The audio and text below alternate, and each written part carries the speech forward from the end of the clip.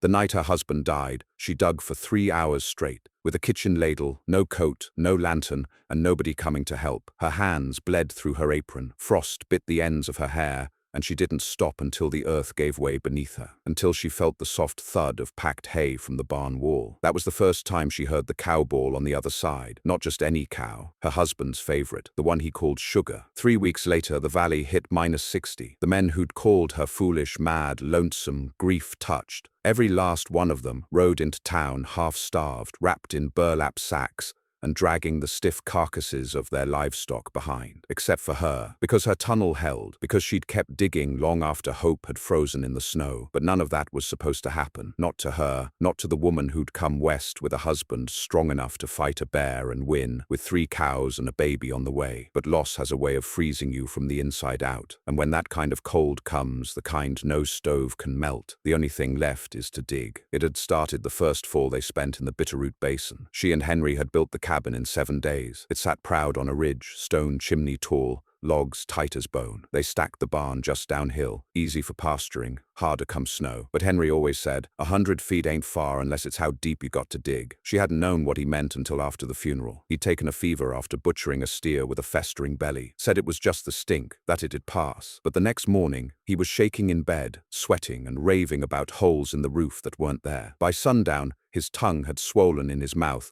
and he couldn't say goodbye. He died 2 days before the first frost. The valley folk were kind at first, brought soup, cut wood, spoke in that careful way people do when they think you might be losing your grip. But when she started hauling dirt from behind her stove and tossing it out back in a flour sack, that's when the gossip started. They didn't know it yet, but they were watching a woman try to survive. It was Sugar's cries that had started it all. 3 nights after the snow sealed the barn doors shut, she'd heard it. A hollow bellow like someone strangling a trumpet. The blizzard had buried the slope so deep she couldn't open the door. Her cows were starving, trapped. She lit a candle, cleared the floor beside the hearth, and struck dirt with her husband's old ladle. That was all she had. The shovel had been left in the barn, so she scooped, scraped, clawed, and dug. That first tunnel was little more than a crawl space through packed earth. She shored it up with cut logs and the staves of a broken chair. Every few feet she'd whisper Henry's name, not because she thought he'd hear, but because she needed the sound of someone who wouldn't call her crazy. When she broke through, Sugar licked her bloody hand. It wasn't just rescue, it was resurrection. From then on, she worked every day, not just the tunnel, the barn too. The cows were thin, ice formed on their noses and udders. She burned every stick of furniture to warm it. She wrapped their legs in burlap dipped in grease and stitched feed sacks into makeshift coats. She rubbed them down with vinegar and prayed. Prayed out loud, prayed like her life depended on it. Because it did. The snow kept falling. At first, neighbors rode past and tipped their hats. Some offered to help move the cattle. She refused. They thought she was prideful. She wasn't. She just knew what happened to animals moved too late in the season. They died. She wasn't about to let Henry's herd die. Not after all they'd built. So she kept digging, reinforced the tunnel, made it big enough to crawl through, then crouch. Eventually, she could walk it, hunched like a widow in mourning, shoulders brushing packed clay on either side. She insulated it with sheep's wool and old quilts, sealed cracks with pine tar, and learned the soil like scripture. By early December, it was -30. That's when the second cow dropped. Twins, stillborn. She didn't cry. Not until the next morning when she saw Sugar standing over them, unmoving, not feeding, just watching. She knelt beside her and whispered again. Not to Henry this time, but to the calves. She wrapped them in what was left of her wedding sheets, hauled them out through the tunnel,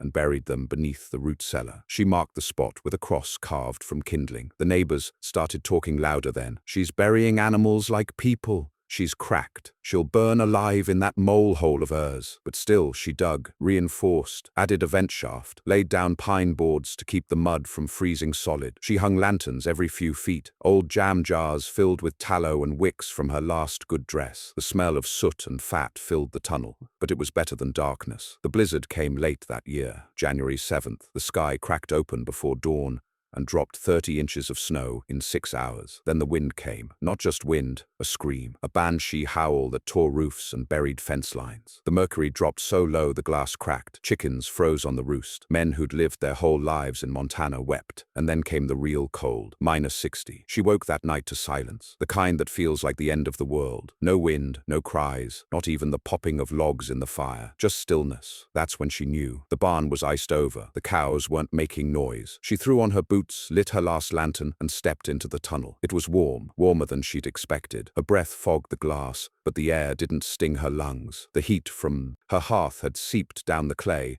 trapped by the quilts and pine tar. It was like walking through a buried lung, breathing what little warmth was left in the world. She reached the barn and opened the hatch. 4 cows stared back, alive, cold but alive. Sugar was lying down, slow to rise. The others huddled against her. She stepped in, closed the hatch behind her, and wept. Not for Henry, not even for the calves. She wept because she wasn't crazy, because the tunnel had worked, and that was when the knock came. A slow, muffled thump. From the tunnel, she froze, snuffed the lantern, listened. Another thump. Not a knock, a scrape. A dragging sound. She crouched by the hatch and felt it, cold air rushing in. Someone had opened the outer door. The tunnel wasn't hers anymore. The scraping stopped, but the dread didn't. For a long moment she stayed crouched by the hatch, the barn's warmth breathing across her face, while her hands stayed planted in straw gone stiff with frost. She could feel her own heartbeat inside her ears. Too loud, too fast, thudding like it might give her away. Whoever it was hadn't spoken, hadn't called her name. And out here, that meant something. You didn't sneak through another soul's tunnel in a storm like this unless you were desperate or cruel. She didn't grab the hatchet. She grabbed the broken fire iron, thinner, longer, easier to wield in close quarters. She stayed low, moved back through the barn's hidden crawl space she'd dug between hay bales. Her breath left her in clouds as she crept to the hatch and opened it just enough to listen again. Nothing, only wind, faint now, filtered by the tunnel. Still no voice. That's what scared her most. If it had been a neighbor in need, they'd have called out. Even the cruelest men knew her name, but silence was colder than any snow. So she moved slow, inch by inch, through her own lifeline. The packed earthen corridor now shrunk again in the dead of night. The lantern had been left behind. She didn't dare light it. The tunnel held a draft now, sharp and unnatural, and she felt it on her raw fingers as she crawled. Someone had disturbed it, broken the seal, but then the cold changed. It was wet. A sudden drop of icy water landed on her cheek, then another. She reached forward, fingers splayed, and touched the edge of the tunnel wall. No longer dry clay. It was melting, or had melted, just slightly, not much, but enough to form droplets. That meant someone, or something, warm had passed through, and not long ago. She paused, listening again, the fire iron clenched in her right hand, bare skin welded to its iron stem from cold and sweat, and the kind of terror that always leaves a scar. Then she heard the voice, a moan, not far, just around the curve she'd cut near the old stovepipe vent, where she'd packed pine boughs for insulation. It was barely a sound, more breath than speech, but it was human. That much she knew, and worse, it was young. She inched forward, 1 foot, another. Then with her shoulder tight to the right wall, she turned the corner and saw the shape. It was small, curled, just a bundle of limbs wrapped in a patched coat, face half buried in the elbow, and next to it, a sack, a heavy one, torn open at the top. She thought it was supplies. It wasn't. It was a dog, frozen, stiff, dead. The boy stirred, and then she saw the frostbit hands. She didn't remember dragging him back. She only remembered the way his breath rattled, the sound of a child who hadn't eaten, hadn't slept, hadn't stopped moving until he collapsed inside a stranger's tunnel. In the cabin, she laid him by the hearth, covered him with every blanket she had, cut open an onion, and laid it at his feet to draw the frost. That was an old trick. Might not do much, but it was what Henry's mother had done for her once, in a storm not unlike this one, and the boy looked like her once, wide-eyed, hollow-cheeked, shivering like a stray dog half-starved. He didn't speak for hours, only blinked, and then, as dawn cracked white against the cabin windows, he whispered one word. Pa. She didn't ask what happened. Not yet. She fed him first. Bread soaked in lard, bit of cider warmed on the stove. He choked it down like he hadn't eaten in days. Then he told her his father had died a week ago. Same fever Henry caught, same stink off a sick steer, but they hadn't known what to do. So the boy dragged the carcass outside, tried to keep the fire going, but the wood was wet and the stove smoked. They had no cellar, no hay, no salt, just wind, snow, and a single tarp nailed over the chimney. He watched his father die the same way she had, only he was alone. He'd heard stories of the widow up on the ridge, the crazy one with the tunnel. He didn't believe it. Not until the dog froze solid and the roof started groaning from snow weight. He'd walked 4 miles in -60. 4. She looked at his hands again, purple at the tips, fingers starting to blacken. No gloves, just mittens cut from an old feed sack. She didn't ask why no one helped him. She already knew. This valley had too much silence, too much pride, and too many people too scared to reach out until it was too late. That morning she sealed the tunnel again, repacked the seams with pine tar, stuffed the vent with fresh wool. If someone else came, they'd knock this time, or freeze trying. The boy stayed, not for long, just long enough to heal a bit, to stop coughing, to walk without stumbling. She gave him one of Henry's coats. It swallowed him, but he wore it like armor. The cows took to him, especially Sugar. He brushed them twice a day, learned to melt snow on the stove, ration it, pour it warm into a trough lined with burlap. She taught him how to trim hooves, bind frostbit legs, even how to strip bark for extra feed when hay ran low. And one day, without asking, he started helping her dig, not to the barn, to the shed, the old one Henry had built to store seed. It sat halfway down the slope. Useless now, the door warped, the roof bowed in, but the boy saw what she hadn't, that the shed still had a dry floor, still had tools, and if they could dig to it, they could store extra firewood, maybe even meat. So they dug. 2 weeks. They didn't speak much, didn't need to. The rhythm of the shovel, hers now, dug from under the barn hay where she'd buried it months ago, filled the silence. The boy would hand her boards for bracing. She'd set the lanterns, he'd crawl forward and press mud into gaps. Then came the thaw. Not spring, not even close, but a 2-day warm snap. Just enough to make the snow crust over. Just enough for tracks to show. That's how she knew they'd been found. She stepped outside to fetch kindling and saw them. Boot prints. Not hers, not the boys', not neighbors either. Too big, deep, made by someone heavy, or carrying something. And they didn't come from town. They came from the woods, from the tree line that wrapped behind her property like a noose. She followed them, not far, just to the ridge behind the root cellar, and there she found what she feared, a burnt circle, a patch of earth blackened, still warm. Someone had made camp, hidden, close. She told the boy not to go out. She sealed the tunnel again, and that night the howling came. Not wind, wolves, too many. They didn't come near the barn. Not at first, but she knew the sound, knew what it meant. The freeze had gone on too long. Prey had died off, and now the predators were hungry. The next morning, she found the tracks, circling the barn, claw marks on the hatch. One even tried to dig, just a little. The frost had stopped it, but not forever. She didn't sleep that night, or the next. The boy stood by the fire, watching her pace. Then, without asking, he handed her a hammer. They boarded the hatch, braced it from inside with fence rails, pushed the stove against it. Anything heavy, anything solid. It wouldn't stop a determined pack, but it would slow them. And if she knew anything about wolves, it was this. They feared heat, flame, the scent of man. She boiled lard and pitch,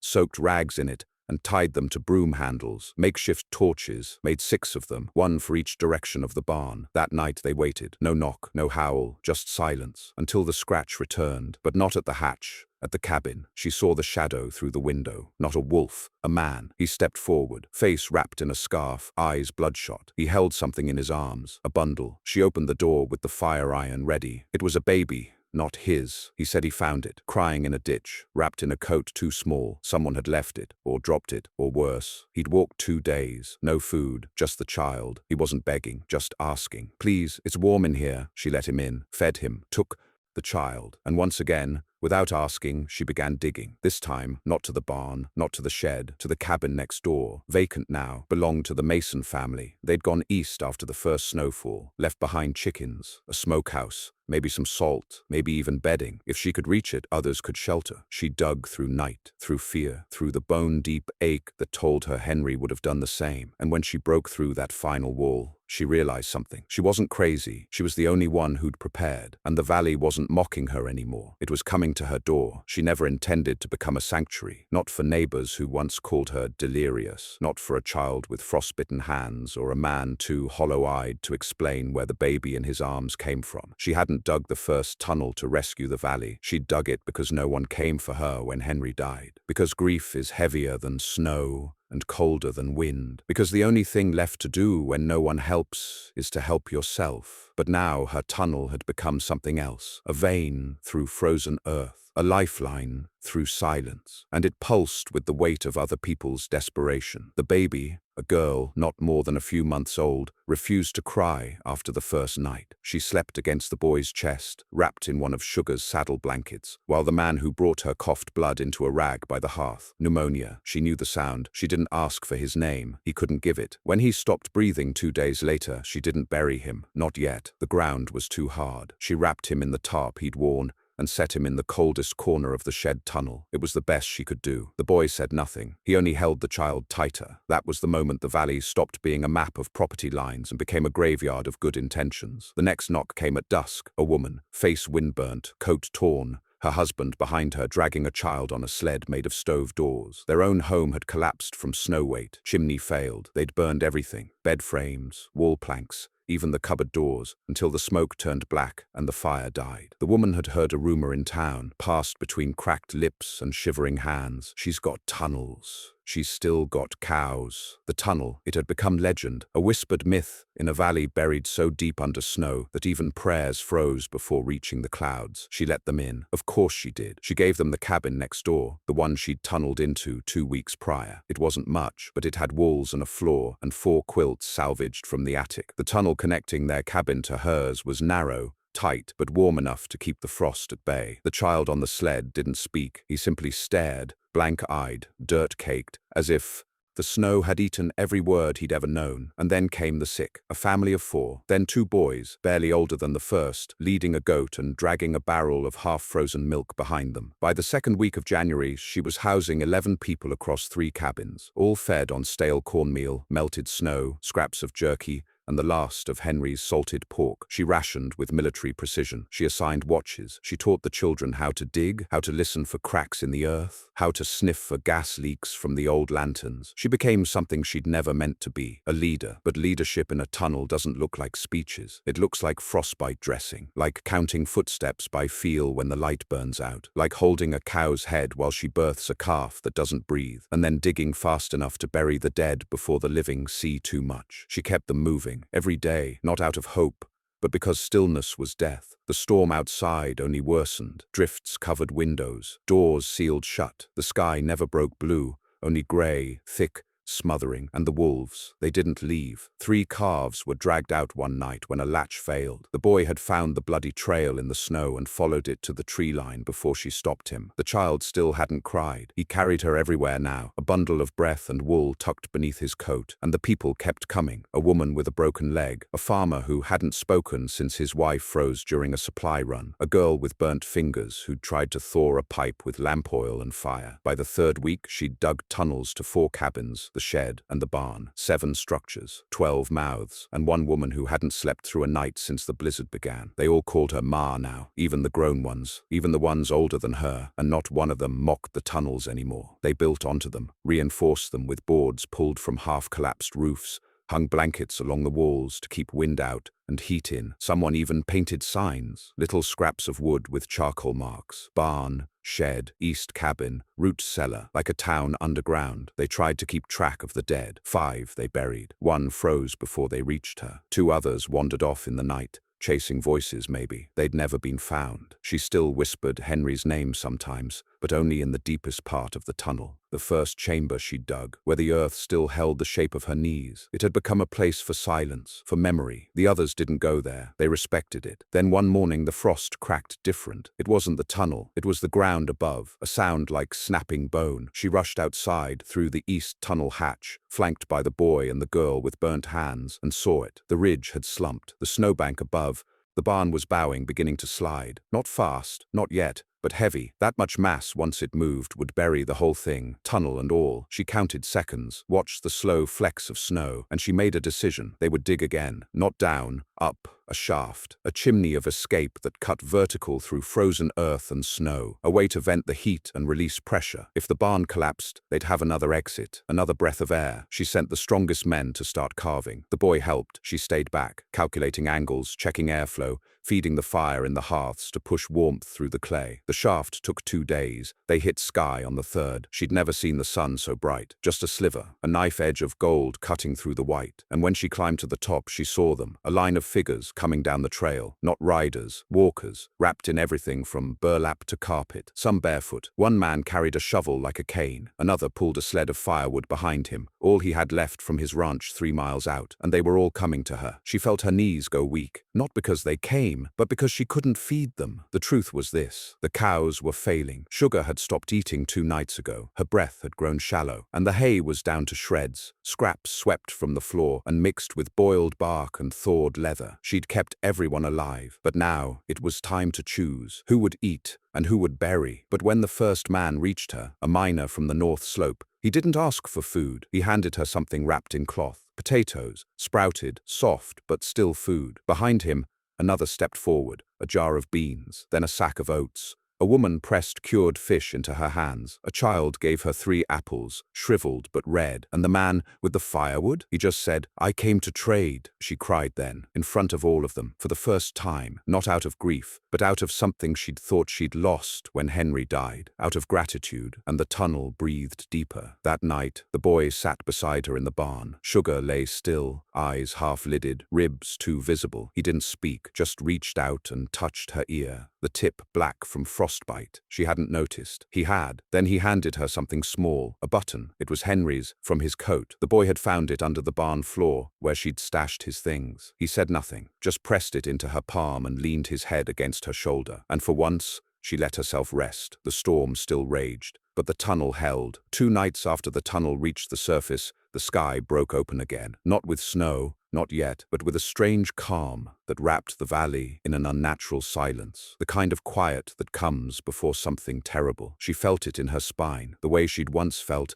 her husband's fever before he confessed he was dying. It was the same tension, the same unspoken dread. Wind stopped, smoke hung still, trees froze without sound. The tunnels were full now, packed. 32 souls spread between 5 cabins, 1 shed and the barn. Each passageway branched from her hearth like veins from a heart, warmed by fire, lined with wool, smelling of ash and sweat and faint animal musk. Children ran messages through the dark like moles. Grown men crawled through it in silence, dragging sacks of snow, firewood, meat. One woman gave birth in the root cellar with only a curtain of patch cloth separating her from the earthen corridor. They named the baby Hope. That same night, Sugar died. The boy was with her. He'd known before she did. Woke her up with no words, just a look. The kind only someone who's known too much loss can give. Together, they walked the tunnel to the barn. Sugar was still warm. Her breath had only just left her. No struggle, no flailing. She'd died lying down, head tucked beneath her neck like she was sleeping. The boy touched her flank and whispered, "Thank you?" That was all? The widow didn't weep, not yet. Instead, she sent word through the tunnels, quietly, no shouting, just a knock on doors, a shared glance, a nod. Everyone gathered in the barn. 32 people. Some strangers, some friends, all survivors. They circled the cow like it was a holy thing, and in a way, she was. That cow had fed them through a month of starvation, had breathed warmth into children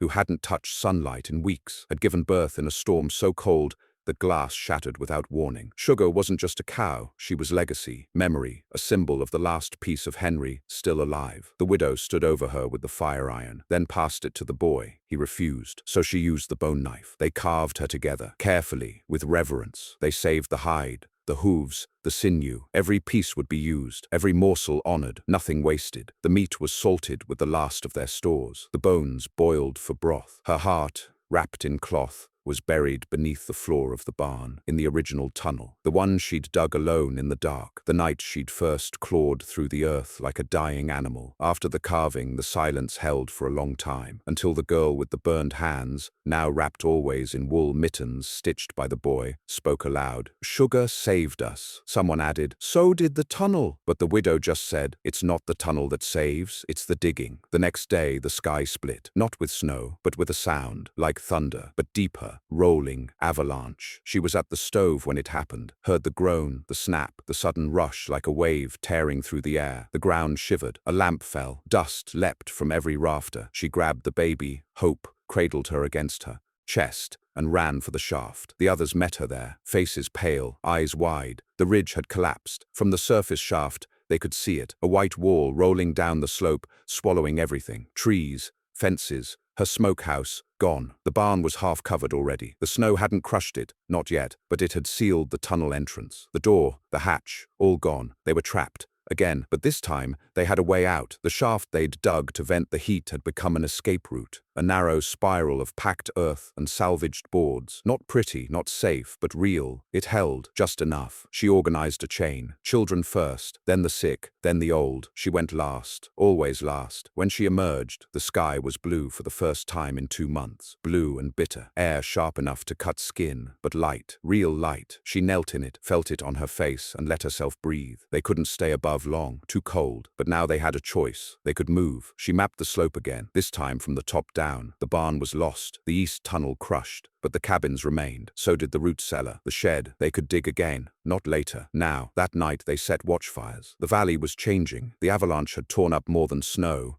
It had exposed secrets. Half a mile down the ridge, a child found a hand, just sticking up out of the snow. They dug, found 3 bodies, frozen, curled, faces they didn't recognize. One had a rifle, another a satchel of jerky. They'd died huddled, not from wolves, from cold, trying to reach something. A trail, a tunnel maybe. The widow buried them, no names, just markers, because everyone who came here belonged to the snow now. 2 days later, they found the trapper. He'd been watching from the trees. They caught him trying to sneak into the collapsed barn, looking for meat, tools. He hadn't eaten in a week. His fingers were purple to the knuckles. He begged. He didn't threaten, just begged. And they let him in, because hunger changes people, but tunnels change them more. He became a digger. Every soul here did. They rebuilt the crushed tunnels, dug new ones, wider, more braced. Someone carved a map into bark. Another started keeping records, names, jobs, births, deaths. The widow didn't stop them, but she didn't help either. Her job was to keep the fire lit, always. Every tunnel, every room, every heart needed heat. The fire iron never left her hand, not for defense anymore, for memory. One night the boy climbed into the shaft and didn't come back, not right away. She panicked, climbed after him barefoot, coat open, snow burning her shins. She found him standing on the ridge, staring down the slope. "I saw smoke," he said. She followed his gaze. There, just barely, a wisp, tiny, curling from the valley floor. Someone else was alive. She didn't hesitate. She rallied 3 men, packed the sled, wrapped her feet in rags soaked in lard, and set off. The cold was unspeakable. Teeth cracked from it. Eyes wept blood. But they went, because someone had to. They found a family, half frozen, living in a cave lined with pine needles and stone. A girl, a mother, a man without legs. They had been trapped since the first freeze, eating bark, ice, rats. The smoke was their last fire. The widow gave them the sled. The others carried the man. They walked home through the tunnel of night, guided by stars and memory. When they returned, the valley had changed again. People were building chimneys now, above the tunnels, vents, safety exits. The snow was too deep for doors, so they made new ones, in the sky, and someone had painted a sign. It hung by the shaft entrance, nailed to a board dug from the side of the root cellar. It said, "The digging place." They never spoke the widow's name anymore. They didn't have to. She was the tunnels now. She was the digging. She was what held the valley together. That night, she returned to the first tunnel, the one she'd dug alone with a kitchen ladle and bloodied hands, and she sat where it bent, where her knees had once pressed the earth. The boy came too. He carried hope now. The baby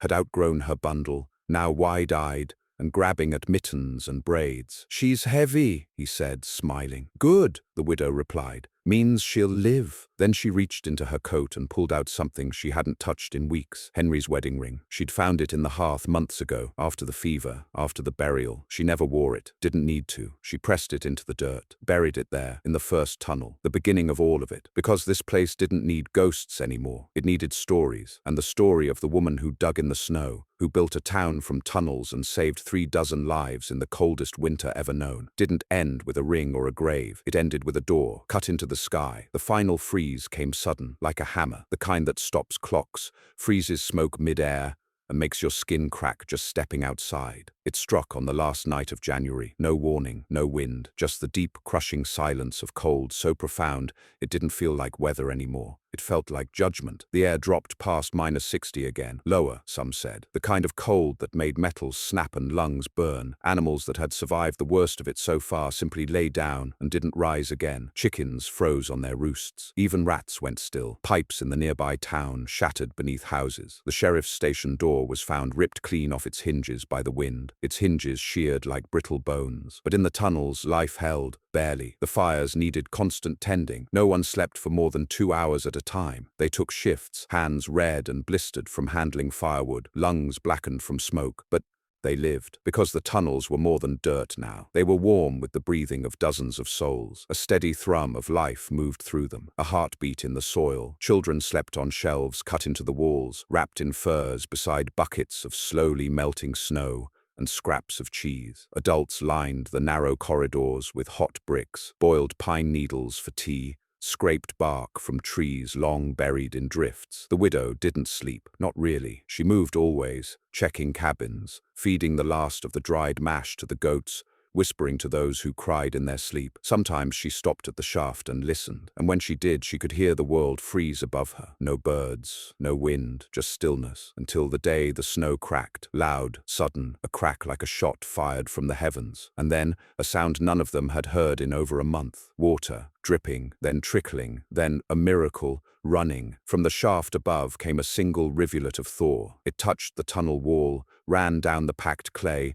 and soaked the old quilt hanging near the vent. A wet spot, just that, a palm's width of moisture. But she saw it, and she knew. The deep freeze had passed, not the winter. That would still hold them. But the worst had broken. The valley had survived. Not all, not unscarred, but enough. 2 more bodies would be buried before spring. 1 girl too weak to wake. 1 man who simply stopped breathing while hauling snow. Both buried in the eastern slope where the tunnel caved and was never dug again. But the rest, the 31 left, they lived. Hope took her first steps in the shed tunnel, wobbly, laughing, covered in soot. The boy, older now, voice lower, shoulders broader, taught her how to crawl through the tight curves without scraping her knees. And the widow, she grew quieter, not weaker, just quieter, like something in her had shifted from fire to coal, still hot but slower, steady. When the snow finally softened enough to dig upward, not just through the shaft, but fully outward, they emerged into a world they barely remembered. The sun was a foreign thing, too bright, too high. Some of the children cried when they saw it, afraid they'd gone blind. The trees were skeletal, hunched under months of weight. Entire roofs were gone. The town, once a smattering of prideful homes and fence lines, now looked like a battlefield the snow had conquered. They carried Sugar's hide up the shaft, strung it between 2 poles, and raised it like a flag, not out of mourning, out of remembrance. And when people from outside the valley arrived,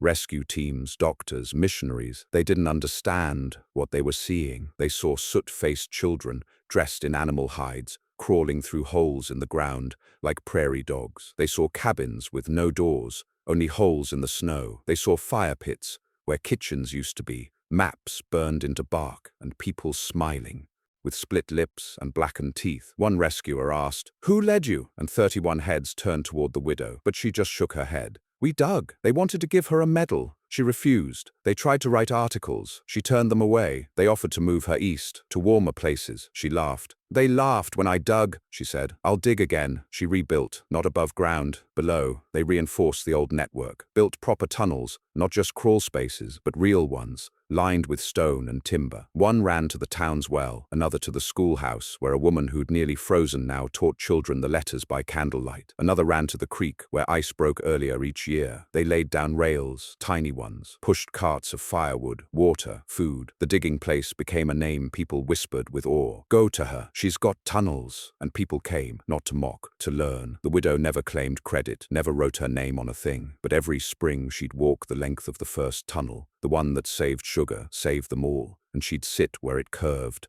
by the stone she'd placed after burying Henry's ring, and she'd press her hand to the earth, not to pray, to remember, because survival, she knew, was never about strength. It was about movement, about digging when your hands bleed, about crawling through dark when no one believes you'll reach the other side, about building when everything in the world tells you to give up. And when summer finally came, when grass pushed through melted snow and the goats birthed new kids in the light, she took the fire iron, rusted, worn, the handle wrapped in cloth, and drove it into the soil above the first tunnel. A marker, no cross, no plaque, just iron in the earth, buried deep enough to hold. And it did, because the tunnel never collapsed, and neither did she.